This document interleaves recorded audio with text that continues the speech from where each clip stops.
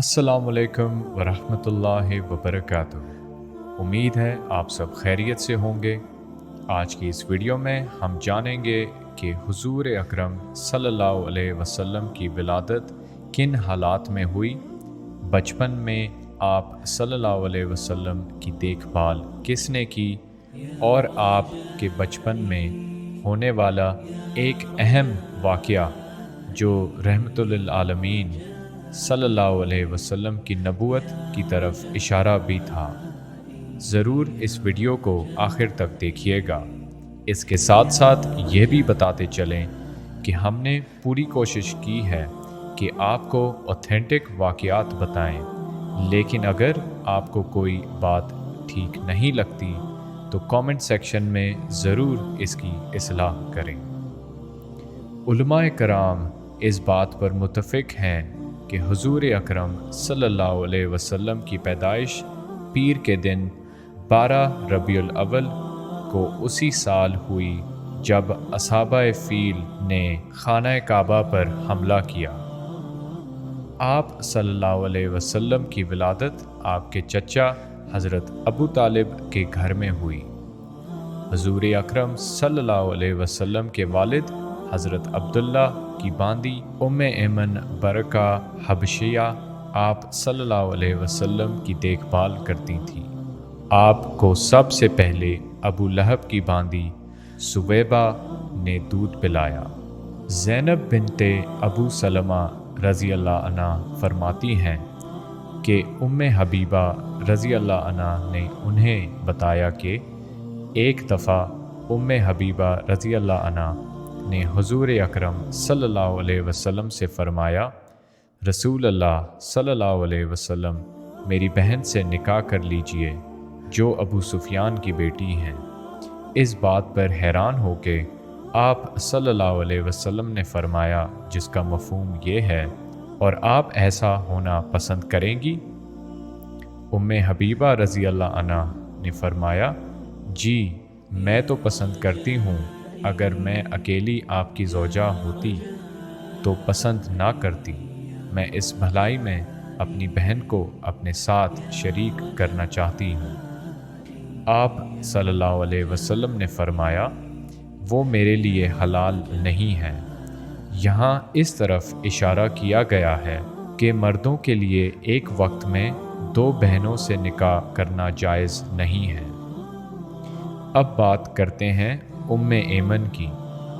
उम्मे ऐमन हज़रत अब्दुल्ला बिन अब्दुल मुत्तलिब की कनीज़ थीं और इनका ताल्लुक़ हबशा से था। रसूल सल्लल्लाहु अलैहि वसल्लम की पैदाइश के और आपके वालिद की वफ़ात के बाद उम्मे ऐमन रसूल अल्लाह सल्लल्लाहु अलैहि वसल्लम की देखभाल करती थीं। थोड़े बड़े होने के बाद हुजूर अकरम सल्लल्लाहु अलैहि वसल्लम ने उम्मे ऐमन को आज़ाद कर दिया और इनका निकाह हज़रत ज़ैद बिन हारिसा से करा दिया। उम्मे ऐमन की वफ़ात हुजूर अकरम सल्लल्लाहु अलैहि वसल्लम के इस दुनिया से पर्दा फरमाने के 5 महीनों बाद हुई। अब बीबी हलीमा अस्सादिया के बारे में बात करते हैं। हज़रत अब्दुल्ला बिन जाफ़र रज़ी अल्लाह अन्हु फरमाते हैं, जब रसूल अल्लाह सल्लल्लाहु अलैहि वसल्लम इस दुनिया में तशरीफ़ लाए, हज़रत हलीमा बिनते हारिस बनु साद बिन बकर की कुछ औरतों के साथ मक्का तशरीफ़ लाईं। सब औरतें बच्चों की तलाश में थीं। उस दौर में शहर में रहने वाले लोग अपने छोटे बच्चे उन औरतों को देते थे जो गांव में रहती थीं। ये औरतें दाई थीं और कुछ महीनों या सालों के लिए बच्चों की देखभाल करती थीं। ऐसा इसलिए किया जाता था ताकि पैदा होने वाले बच्चे शहर में फैली हुई बीमारियों से महफूज रहें, ज़हनी और जिस्मानी तौर पर मजबूत और बहादुर बनें और खालिस अरबी ज़बान सीखें। बाकी की रिवायत हलीमा रज़ी अल्लाह अन्हा बयान फरमाती हैं, हम औरतों की पहली जमात के साथ मक्का जाने के लिए निकले। मेरे साथ मेरे शोहर हारिस बिन अब्दुल उज़्ज़ा भी थे। हमारी सवारी, जिसका नाम कमरा था, लंबे सफ़र की वजह से ज़ख्मी हो गई थी। اور ہمارے ساتھ ایک اونٹنی بھی تھی، لیکن اس سے ہمیں تھوڑا دودھ بھی نہیں ملتا تھا۔ یہ قحط کا سال تھا، لوگ بھوک کی وجہ سے کمزور ہو گئے تھے۔ میرے ساتھ میرا بیٹا بھی تھا جو کھانا نہ ملنے کی وجہ سے پوری رات جاگتا رہتا۔ جب ہم مکہ پہنچے، رسول اللہ صلی اللہ علیہ وسلم ہم میں سے ہر ایک کو پیش کیے گئے، اور سب نے آپ صلی اللہ علیہ وسلم کو لینا پسند نہ کیا، اور کہا کہ آپ یتیم ہیں اور ایک والد ہی دائی کے لیے مہربان اور سخی ہوتے ہیں۔ والدہ، چچا اور دادا سے ہم کیا امید رکھ سکتے ہیں؟ میرے علاوہ میری سب ساتھیوں نے بچے لے لیے تھے۔ جب مجھے کوئی بچہ نہ ملا تو میں رسول اللہ صلی اللہ علیہ وسلم کے گھر واپس گئی اور آپ کو رکھنا چاہا۔ اللہ کی قسم، آپ کو لے جانے کی وجہ صرف یہ تھی کہ مجھے کوئی دوسرا بچہ نہ ملا تھا۔ حلیمہ سعدیہ نے اپنے شوہر سے فرمایا، خالی ہاتھ جانا اچھا نہیں لگتا، تو میں ضرور اس یتیم بچے کو لے لوں گی جو عبد المطلب کے خاندان سے ہیں۔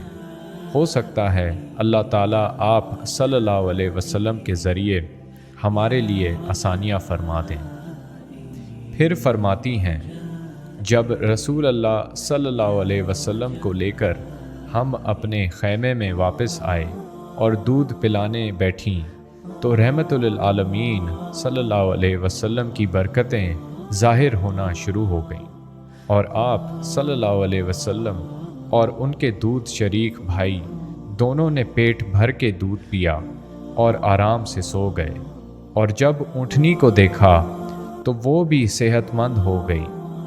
حلیمہ سعدیہ رضی اللہ عنہا کے شوہر نے اونٹنی سے دودھ نکالا اور دونوں میاں بیوی نے جی بھر کر دودھ پیا اور رات سکون سے گزری، جبکہ ایک دن پہلے ہی رات بھر جاگتے رہے تھے۔ اس کے بعد مکہ سے واپسی میں ہم رسول اللہ صلی اللہ علیہ وسلم کو لے کر اسی کمزور سواری قمرہ پر سوار ہوئے۔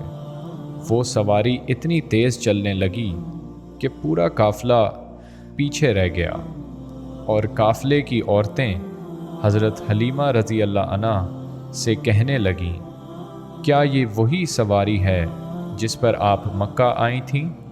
جواب دیا گیا، جی ہاں۔ پوچھا گیا، جب ہم آ رہے تھے تو آپ کی سواری زخمی تھی، پھر کس چیز نے اسے اتنا بدل دیا؟ آپ رضی اللہ عنہ نے فرمایا، اللہ کی قسم، میری گود میں ایک بابرکت بچہ ہے، یعنی رسول صلی اللہ علیہ وسلم۔ حلیمہ سعدیہ رضی اللہ عنہ فرماتی ہیں، ہم نے اپنا سفر جاری رکھا اور ہر گزرتے دن کے ساتھ اللہ تعالیٰ کی رحمتیں ہم پر بڑھتی رہیں۔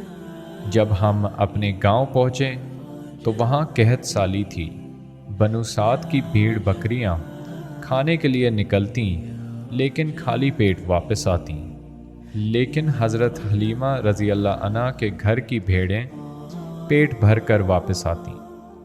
گاؤں کے لوگوں نے کہا کہ سب اپنی بھیڑ بکریاں وہیں چرانے کے لیے بھیجیں جہاں حلیمہ سعدیہ رضی اللہ عنہا کے گھر کی بھیڑیں جاتی ہیں، لیکن کیونکہ یہ کسی خاص جگہ کی وجہ سے نہیں ہو رہا تھا بلکہ حضور اکرم صلی اللہ علیہ وسلم کی برکتیں تھیں، اس لیے باقی گاؤں والوں کی بکریاں وہاں سے بھی بھوکھی واپس آتیں۔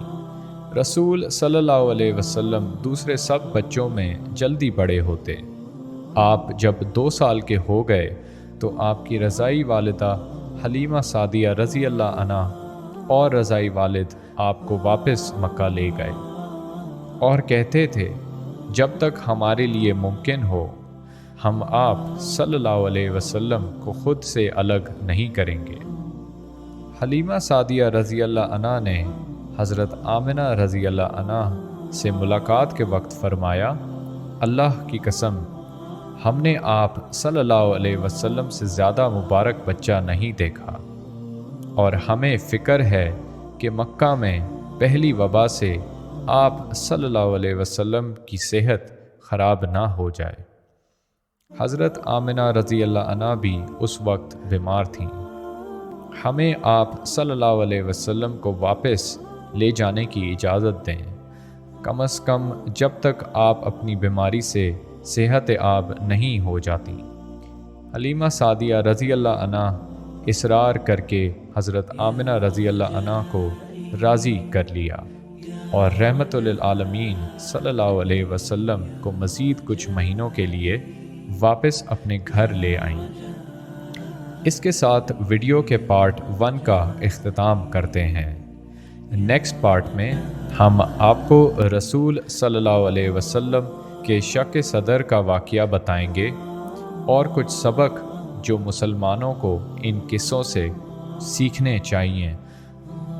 پارٹ 2 کا انتظار کریں، اور اگر آپ کو ویڈیو پسند آئی تو ضرور لائک اور شیئر کریں تاکہ دوسروں تک بھی ہمارے پیارے نبی صلی اللہ علیہ وسلم کی سیرت پہنچے۔